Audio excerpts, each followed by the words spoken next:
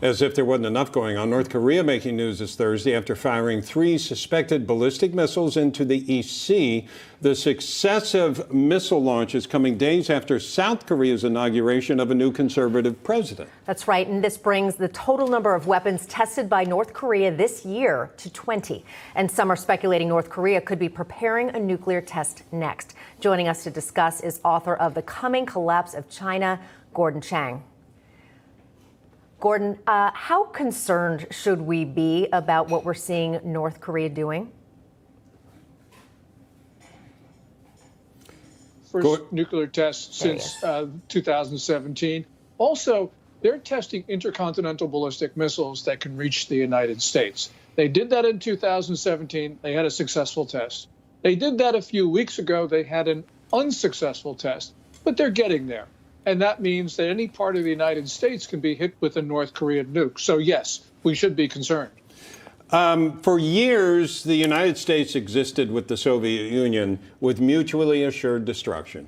It was known that if they send missiles our way, we can send them their way.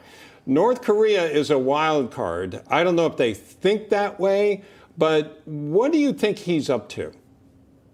Yeah, Kim Jong-un very well may not think that way, because his grandfather, Kim Il-sung, who founded the regime, actually is famous for a phrase saying that we should delight when our house burns down if the flies are killed as well. In other words, if I destroy the world, if you destroy me, I will destroy the world. And this is Kim Jong-il, his father. So that theme runs through the North Korean regime. And by the way, Bob, you know, during the Cuban Missile Crisis, both Khrushchev and Kennedy knew there could never be a nuclear exchange. Right. But we're not sure about what Putin and Xi Jinping think, and we have good indications that Kim Jong-un thinks that he can maybe get away with this.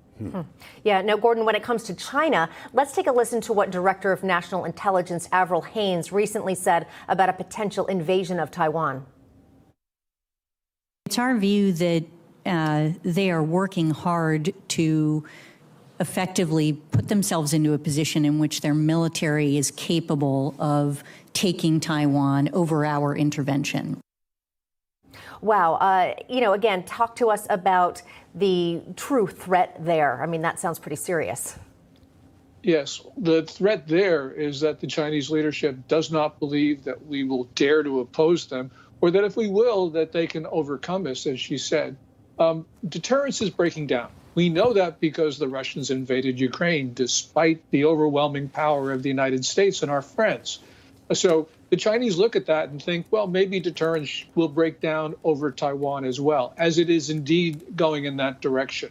So you have the world's bad actors all thinking they can do what they want.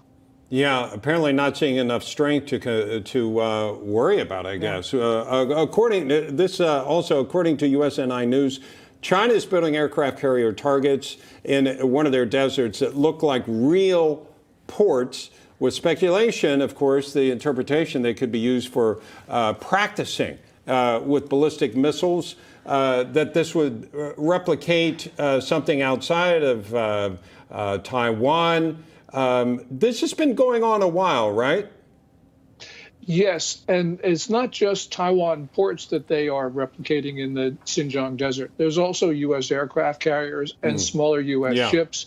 Clearly, they're configuring their military against the U.S. Navy. Wow. Scary stuff. I mean, again, as Bob said, you know, there's already so much going on, talking about Ukraine and Russia. But, you know, what should the U.S. be doing as we're seeing North Korea and China kind of making these moves, so to speak? What should the U.S. be doing right now? Well, on North Korea, first of all, we should be enforcing sanctions, which we're not doing. There are a lot of violative activity taking place, these ship-to-ship transfers, for instance. We just watch it. We should use the U.S. Navy to stop it. And we should be sanctioning China for breaking UN sanctions on North Korea.